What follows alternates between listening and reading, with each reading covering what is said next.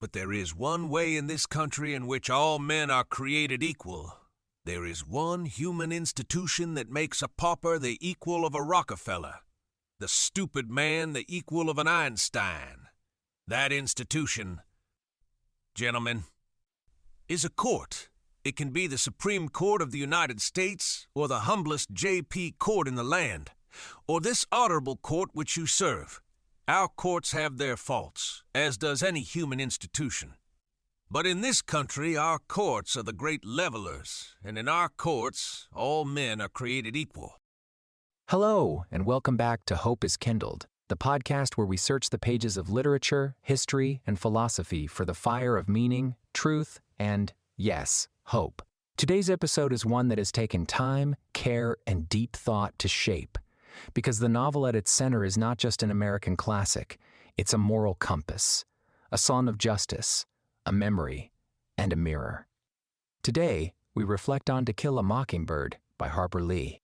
Not often, but sometimes, we start with a quote, and for today's episode it felt appropriate. In today's opening quote, we reference a scene where Atticus proclaims that the courtroom is the one place in America where all men are supposed to be treated equally, whether they are rich or poor, educated or not, blacks or white. He elevates the courtroom as a sacred democratic institution. Ah, great leveler, where human bias should be stripped away and truth should reign. However, the power of this speech lies in its irony. Atticus is addressing an all-white jury in the Deep South during the Jim Crow era, trying to save an innocent black man, Tom Robinson, from being condemned purely because of his race. The ideal he speaks of, equality under the law, is aspirational, not actualized. It's both a plea and a critique, a reminder of what should be in the face of what is. This duality gives the quote its enduring force. It embodies hope in the promise of justice, while also confronting the reader with the heartbreak of its frequent failure. It is the moral heartbeat of the noveland, a call to conscience for every reader. This novel is not simply a story about childhood in the Deep South. It is an indictment, a lesson, a plea, and a prayer. It is a portrait of a society in desperate need of transformation. Published in 1960 and awarded the Pulitzer Prize in 1961, To Kill a Mockingbird struck a nerve at the dawn of the Civil Rights era and continues to do so today. It's a book my dear friend Sharon holds close to her heart, as do I, and it's easy to understand why.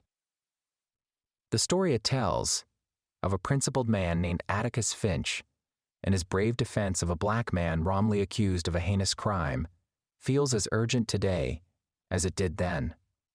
It is a novel not only about race and justice, but about growing up, seeing the world for what it is, and choosing how you will respond. This episode was difficult to write, not because there was too little to say, but because there was too much. It's not just a novel you read, it's one you wrestle with. Nell Harper Lee was born in Monroeville, Alabama in 1926.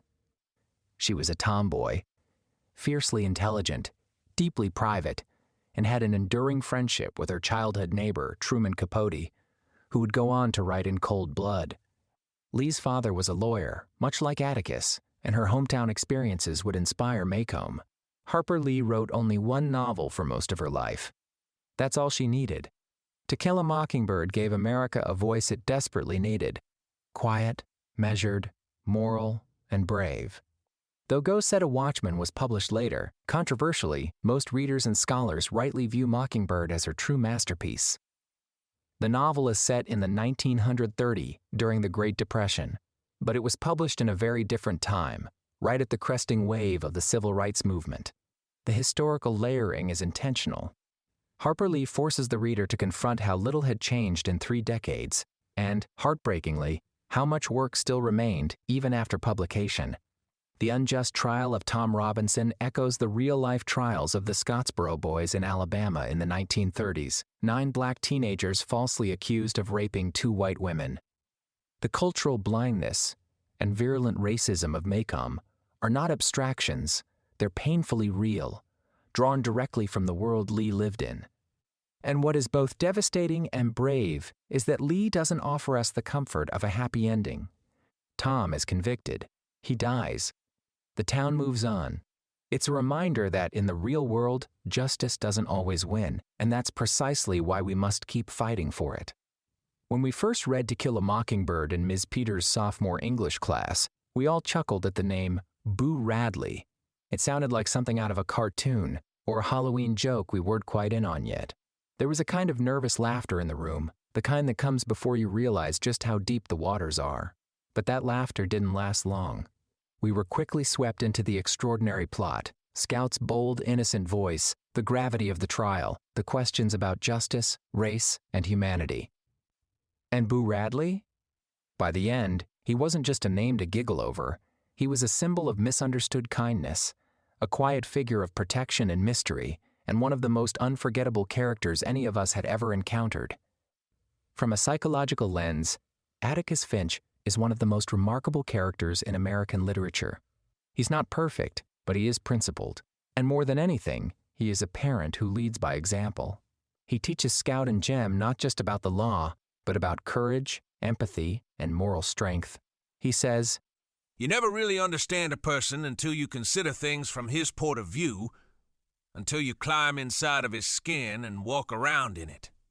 This quote is often repeated, and it should be. It encapsulates the entire emotional heart of the book. Scout's journey from innocence to understanding is our own journey.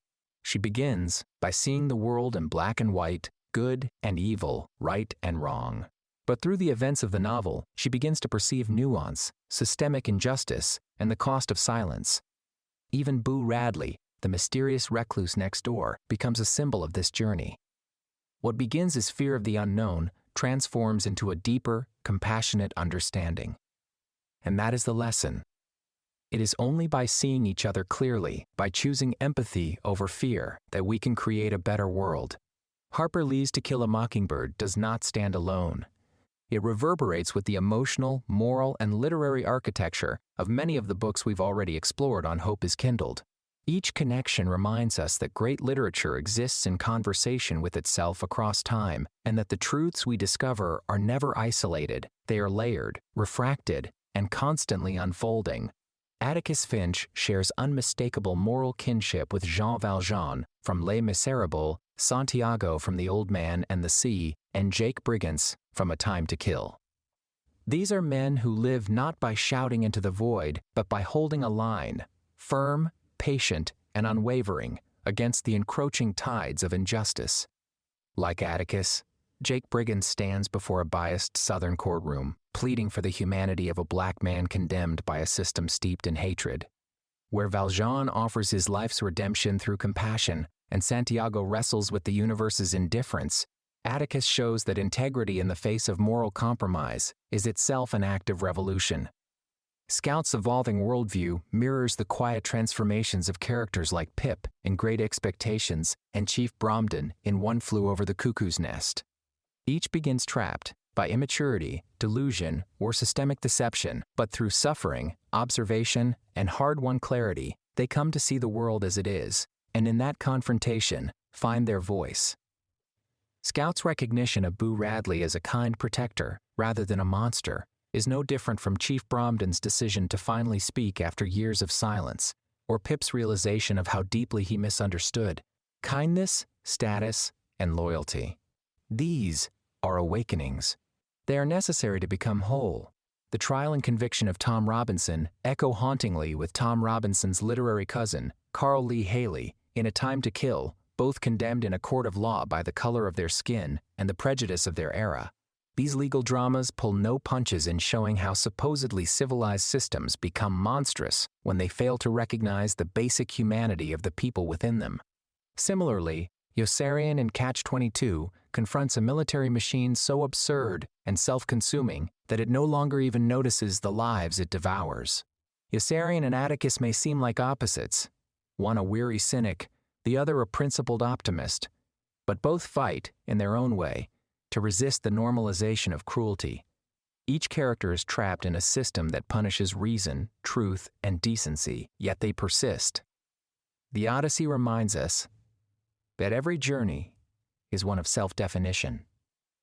Odysseus faces monsters, sirens, and the gods themselves, but the true test is his ability to return home changed. Scout, too, undertakes a kind of odyssey, although hers is mostly internal. She travels through the labyrinth of prejudice, childhood mythology, and the fog of adult hypocrisy to arrive at a moment of profound clarity. Atticus, he was real nice. Most people are, Scout, when you finally prad. See them. This is the same lesson Odysseus must learn, that true heroism isn't just surviving, it's understanding. It's knowing what home means, and it's loving what you once feared through knowledge and empathy. In 1984, we saw a dystopia where truth is manufactured and compassion is erased.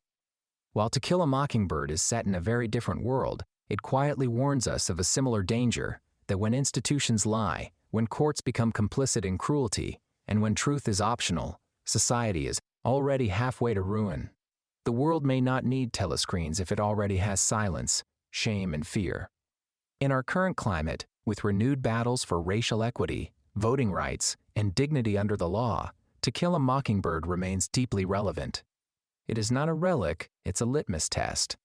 It asks, who are you when justice is on the line? Do you stand with the crowd? Or do you stand for what is right, even when you stand alone? This book also speaks directly to the rising generation. To every young person listening, read this novel. Wrestle with it. Let it make you uncomfortable. Let it change how you see the world. Hope in To Kill a Mockingbird does not arrive with fanfare or fireworks. It's quiet. It walks barefoot. It hides behind bedroom doors. It's tucked into brown paper bags and carried to a jailhouse porch. It grows slowly, sometimes painfully, but it grows. Hope lives first and foremost in Scout Finch, our narrator, not because she knows all the answers, but because she's brave enough to ask the questions. Her voice is small, yet insistent. In a town bent on silence, she refuses to stop speaking.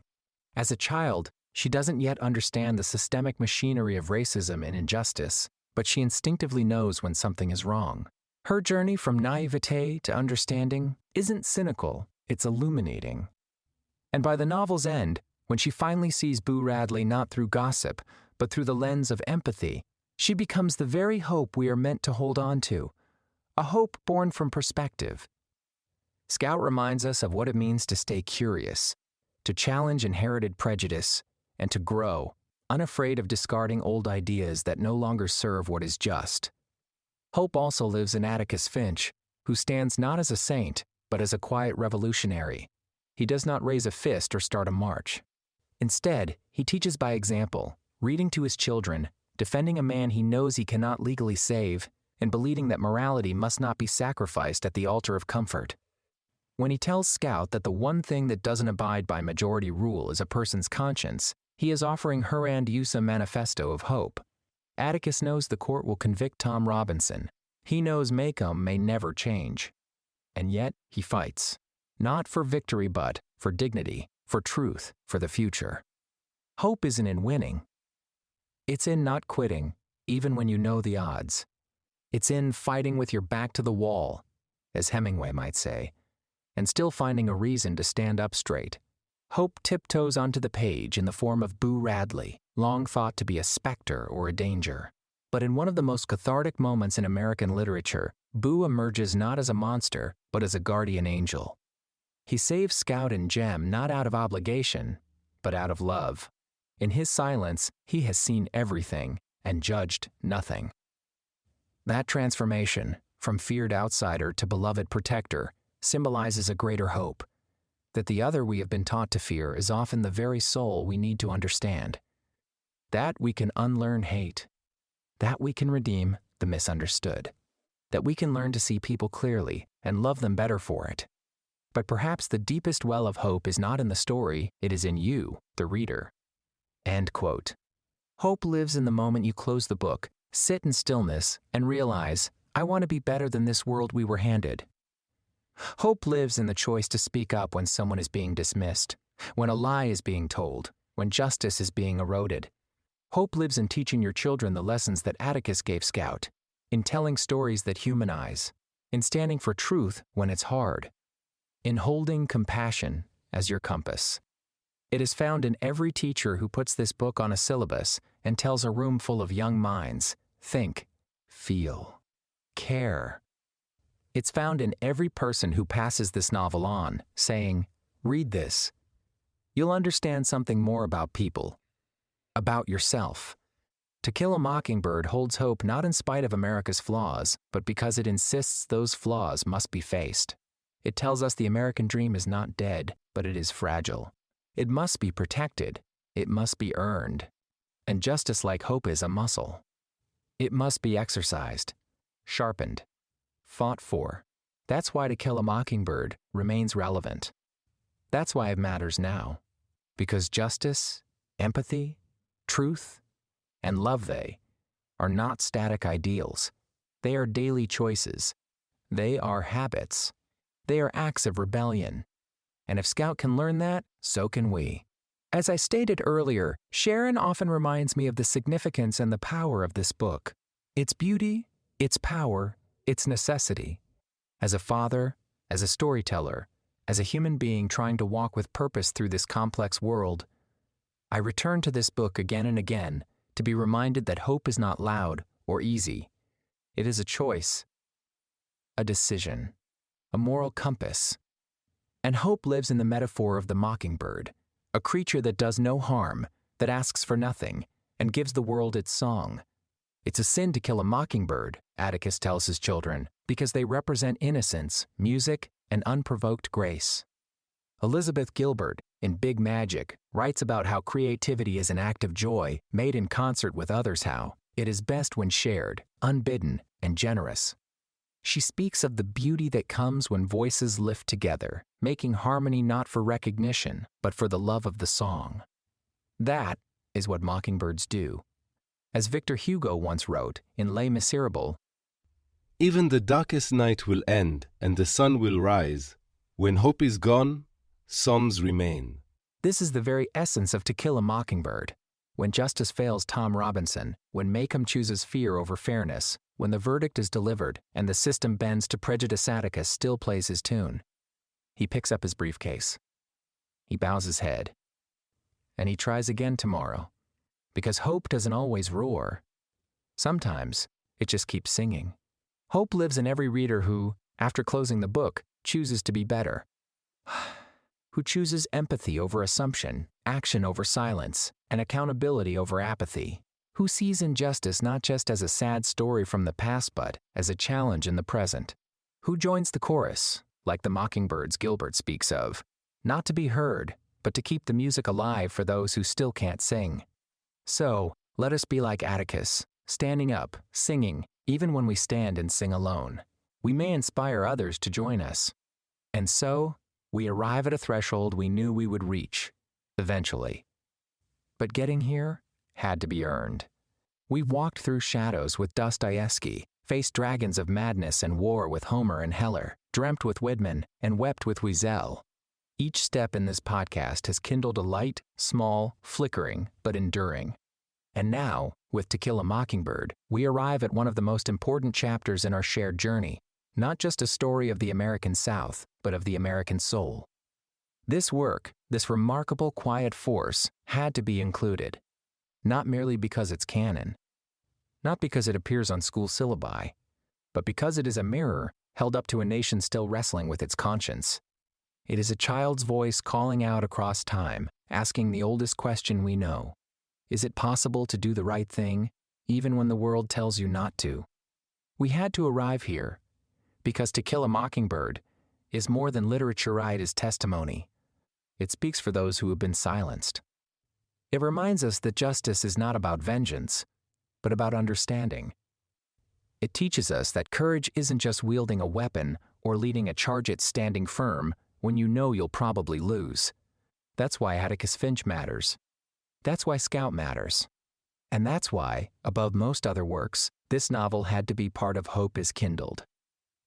It is, in every sense, part of the voice of America, voice that can be angry and aching and unjust and hypocritical, but also loving, brave, and capable of change. Scout says you never really understand a person until you climb into their skin and walk around in it. That's literature. That's empathy. That's hope. So as we close today, remember this. In a world that may often feel cruel, indifferent, or divided, there is still room for Boo Radleys to watch from the shadows, still room for Atticus Finches to quietly resist the tide, and still room for little scouts to grow into voices of clarity and compassion. This is why we read. This is why we remember. This is why hope is kindled. Good journey.